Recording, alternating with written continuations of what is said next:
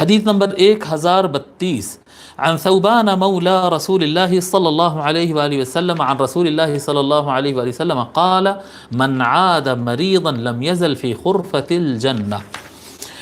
حضرت ثوبان حضور صلی اللہ علیہ وآلہ وسلم کے خادم کہتے ہیں کہ رسول اللہ صلی اللہ علیہ وآلہ وسلم نے ارشاد فرمایا، جو کوئی کسی مریض کی تیمارداری کے لیے گیا، تیمارداری یعنی عیادت کرنا، خیال کرنا، مریض کے حال پوچھنے کے لیے جانا، اس کی حالت دیکھنے کے لیے جانا، اس کا حال پوچھنے کے لیے جانا، جو کوئی کسی مریض، کسی بیمار انسان کی عیادت کرتا ہے، وہ کیا کہتے ہیں، جنت کے خرفہ میں رہے گا۔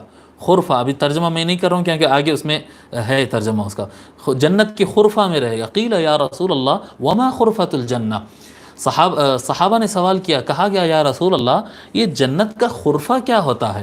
حضور صلی اللہ علیہ وآلہ وسلم نے فرمایا جناحا، یہ جنت کے باغ ہے، جنت کے باغ ہے۔ تو جو آدمی عیادت کے لیے جائے گا وہ جنت کے باغ میں رہے گا۔